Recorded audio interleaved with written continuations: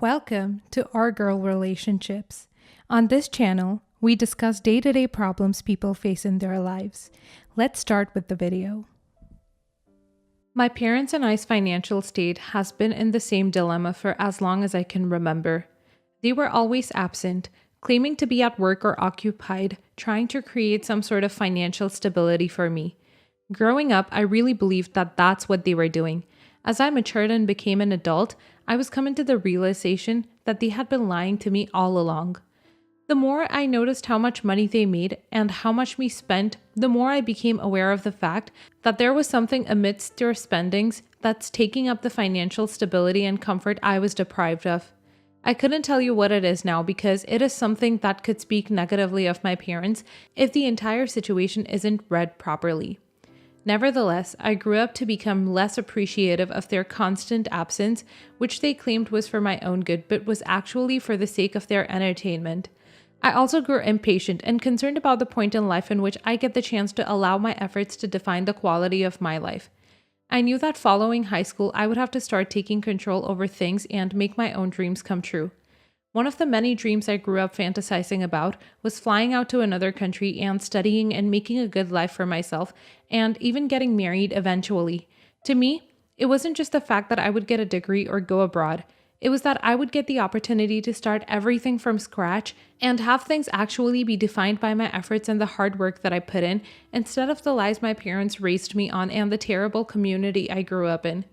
There was always a rooted fear within me that I wouldn't be able to make it, and it grew within me the more I realized just how difficult the process of transferring one's life to another country is. I never lost hope nor stopped working to make the money I used to give myself that push. I'm still very proud of myself for sticking to my dreams and seeing them through to the end. I can also acknowledge the fact that I probably wouldn't have been able to achieve them had my parents not been a helpful factor in me going abroad. When I informed them that I would be studying in Europe for the following 6 years or so, I guess they were struck with the realization that they didn't prepare anything to back up my plans or help me enter adulthood. At the time, the only thing they could offer me was take out a single annual mortgage on the house and lend it to me while I get a degree, and then they were trying to pay it off, or I could do so once my studies were over. It was very evident that they would never actually try to pay it off and would hold off on it until I'm able to pay it myself. But it was basically the most essential factor in me getting the life of my dreams. It's been 6.5 years since that happened, and I returned home a couple months ago for the first time. Only I didn't come back by myself because while I was in Europe getting proper education, I met the man I believe to be the love of my life and the person I wish to continue my life with. I say that with such conviction for many reasons, one of them being, with my residency over in his country, he agreed to fly back home with me and see where things go, and even try to apply for nationality eventually, just so he could be near me. My parents allowed us the peace of mind for the first few days before things started going down the drain. They asked me to go with them to the bank so I could pay off the mortgage I had taken all of those years ago, because they were in need of money, and having debts with my country's governmental banks is never a good idea. It could easily lead you in jail for decades.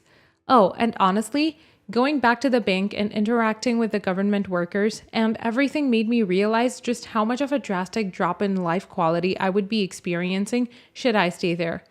Once I was shown the amount of money I was supposed to be paying, I realized that my parents had cornered me into a bit of a snackery manipulative situation. The money that I was requested to pay off was more than 10 times the money I had taken to fund my studies. If I had to guess, they probably took out yearly mortgages at least a dozen times after the one I used to fly out. I still paid it off because I was aware of the fact that if I paid off all of it at once, then the government would grant me ownership over the house and legally list it as one of my properties. What I then believed to be an investment turned out to be one of the worst decisions I've made in my life. My parents' home was in an absolutely terrible condition, which obviously means that the mortgage money they had taken throughout the years wasn't spent renovating the house. It was spent possibly sponsoring their horrific self-control and money management habits.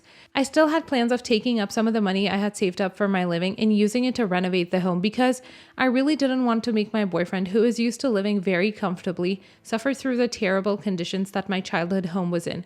I was willing to look past all of this if my parents hadn't once again cornered me when we got home and flat out asked me to kick out my boyfriend and send him back home because they didn't want a stranger living in their home and said they didn't want me spending my money on him and instead focusing my efforts on paying them back for bringing me into the world and raising me to become the person that I am today. I was disgusted by their greediness and how they only saw me as a tool that could pay off their debts and feed their incompetency.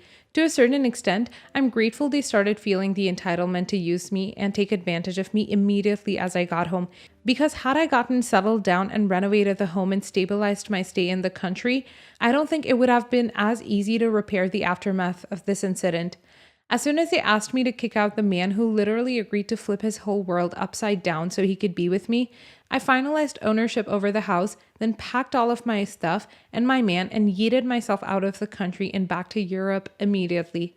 I took the step that my boyfriend and I had been avoiding, which was to get legally married so I could have a European passport and a permanent residency, not even a nationality. I try not to think about how they're doing or whether they were able to provide for themselves or not because they're adults and they're the ones supposed to be responsible for me, not the other way around. I still can't help but feel guilty for not offering them the help that I want to be offering them. The only reason that is because I know they will get used to my solution offering presents and they will be addicted to having me as a source of income instead of being comforted by the presence of their daughter in their life. It makes so much sense that you wouldn't hesitate to get out of your parents' household and back in a place where you had no contact with them. They seem to be horrible people before they are horrible parents, and the combination of two is really detrimental, and a person with your ambitions and goals in life. I agree that if you stick around them and let them influence you long enough, they're going to start leeching off of your dreams, and eventually you're going to be left with nothing and a miserable boyfriend. Not the a-hole. Your parents are terrible at giving love or interacting with it. Not sure if it's because you have different origins and your culture is different, but the perception of love seems to be very superficial and transactional.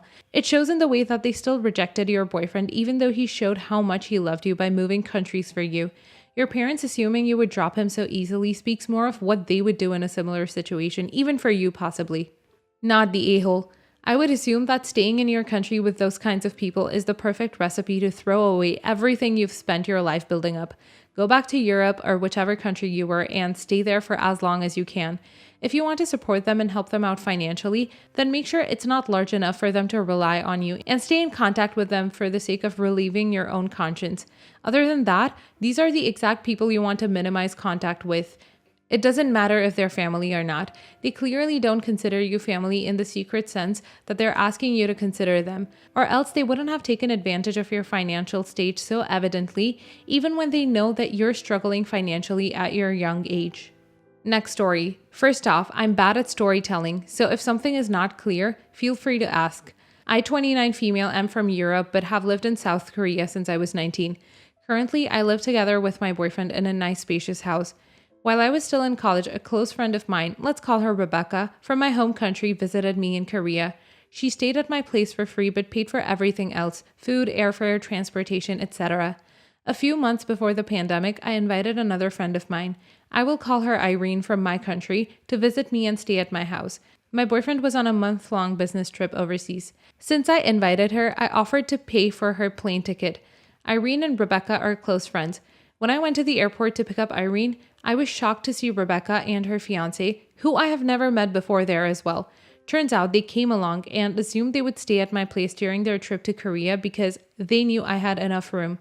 I refused to let them stay as they were not invited, and I didn't feel comfortable with having a strange man in my house while my boyfriend was away. We argued, but long story short, they had to book a hotel, and since they were on a budget, they couldn't enjoy their trip fully due to the unexpected expense on accommodation. After that, I went no contact with Rebecca and honestly never considered posting the story here, but recently she got married and Irene was invited to the wedding. A few days ago, I was talking to Irene and she started to tell me about the wedding and that if I had apologized for ruining Rebecca's vacation back then I could have been a part of it too. Apparently, Rebecca was willing to forgive me if I apologized. I don't think I did anything wrong and I don't see why I should apologize, but Reddit, let me know if I'm the a-hole. Not the a-hole.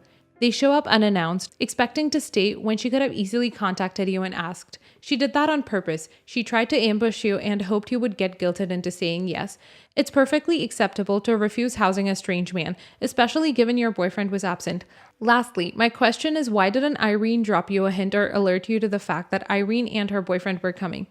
That makes it seem like she was in on it and actively assisted them in ambushing you. You have strange friends. Not the a-hole. You are not in the wrong. You have a right to refuse anyone staying in your home. It takes a lot to invite yourself to stay at someone's house, demand an apology to be invited to their wedding, all because you refused her freeloading mooching ace. Rebecca and her man, they're the ones that need to apologize to you. Let Rebecca know she can keep her forgiveness. It's not needed after you said no. This was and is your boundary, and Rebecca's entitlement got mad due to her not being able to force you to do something you did not want to do. Good for you for standing your ground. I refused to let them stay as they were not invited, and I didn't feel comfortable with having a strange man in my house while my boyfriend was away. We argued. I would have never argued with someone after I said no. Not the a-hole. It's weird that neither Rebecca nor Irene informed you that Rebecca was going to Korea too and wanted to stay with you, especially if you're already friends with Rebecca. Didn't she at least drop you a text or something before appearing in front of you? It is weirder that Irene brought this up after 2 years saying that Rebecca is waiting for an apology. Does Irene see anything wrong about Rebecca, or is there some communication breakdown on Irene's part? Did you find out how Rebecca got herself invited to your place? Was it her idea or Irene's? Next story. I was doing some grocery shopping with my 2 kids, 3 and 4.5 today. Usually we all shop together, but my husband was at work all day and I wanted to get to the digital deals and week ad sales the first day of the store week while they were still well stocked. Kroger's, fries. Something doesn't scan right in the self-checkout, so an attendant comes to help. She first gives my kids some stickers, which they were super thankful for. Then she begins to see what the problem was. She stops and smiles comfortingly at me. Shopping can be hard as a single mom, can it? I was taken aback as we usually shop as a family with my husband, and I never receive questions like this. I laughed uncomfortably and said, "Oh no, I'm not a single mother," and showed her my rings. My husband crafted a beautiful engagement ring for me with diamonds his father gifted him when he was younger. We had a very small courthouse wedding where he gave me a small diamond wedding band. Together, they're very beautiful and I treasure them. But as soon as I showed the attendant, she made an awful offended face and said, "Okay, wow, you're the winner for most disrespectful shopper today." And she literally left. I was like, what? So I pressed request attendant on the checkout touch screen, and a young man came to help me. He asked me why his supervisor left in such a hurry. I told him she asked if I was a single mother, and I said no and showed her my wedding ring. He laughed and said that's ridiculous. I agreed. I saw her talking to other employees as I was walking out of the store and heard one of them say witch while looking my way. I then felt very bad about the whole thing. So am I the a-hole for showing someone my wedding ring when they assumed I was a single mother? Not the a-hole. Wow. You should report her to management. Her behavior is shocking. Firstly, why on earth would she assume you're single? I'm a dad and sometimes we all shop together. Sometimes just my wife and kids. Sometimes just me and the kids. Secondly, her reaction makes no sense. What you did is in no way disrespectful. Not the a-hole. Her assumption was strange to say the least. Since when are single moms the only ones who shop with their kids? You're not rude for simply correcting her, and when there is a misunderstanding, it's normal to use some proper signal to help clarify what you're saying. Example, when a neighbor thought our news was that we were getting a dog, I touched my belly when saying, "No, a baby." I wouldn't have done that if I was just saying I was pregnant. What you did was normal. Her behavior was not, and I can't understand why she would be so offended. Not the a-hole. You did absolutely nothing wrong. She made the inappropriate comment about you being a single mother, and then you showed her your ring. What would she expect? You lean your head to one side with a sad expression. You did what a normal person would do, show her the ring. I would do the same. Maybe she was jealous of the beautiful ring. Who knows? Or maybe she just isn't a nice person at all. Next story. I 17 female, my half siblings 4 and 5, my older brother 19, my mom and her boyfriend Ted. My mom and Ted started dating around 6 months ago. I normally wake my siblings up to get them ready for school. I drop them off when I go to school. I pick them up and watch them until my mom comes home, and I often watch them at night when my mom and Ted go out. My mom approached me a week ago and told me that Ted was moving in with us. They were expecting me to help take care of his daughter when she was staying there. Moving day. Ted's daughter wanted my room. I was kind but showed her to the room my mom set up for her. Later on, Ted moved my things, breaking a music box my grandma left me when she died, along with several other things. When I approached my mom about it, her reply was, "We all need to make sacrifices." I was changing my clothes and Ted just barged into my room without knocking. His daughter wanted something else of mine. I told my mom I felt really uncomfortable about it. She just blew it off. Finally, it got to a point I called my dad. He came over and we packed my stuff. My cell phone and Jeep were given to me by my dad. My older brother came and watched my siblings until Ted and my mom came home. My mom was mad. She called me and told me my dad had changed the number. Then she called my dad and asked him when I was coming home. He replied, "She's already home." My grandma called my dad and told him I was an A for not giving my mom more time to work things out and leaving her with no childcare and no way to get the kids back and forth to school. Am I the a-hole here? Should I have given her more time? Not the a-hole. Your mother shouldn't have taken advantage of you. Your room and your stuff should be sacrosanct, not given away to other kids without permission to placate her new boyfriend. A grown man has no business barging in, and if he didn't know it, your mom should have stood up for you. They caused this, not you. Not the a-hole. You're 17. You're a young adult. However, you're not responsible for providing childcare services for your mother. I'm sure you love your half-siblings and didn't mind helping out, but your mother upended your life, moving her boyfriend and his daughter into your home. Your mother's expectations were unreasonable. You are a child and should not be expected to parent your younger siblings, and in your case, her boyfriend's daughter. Your father put your mother and by extension your grandmother in their place. Don't feel guilty or bad and don't second guess yourself.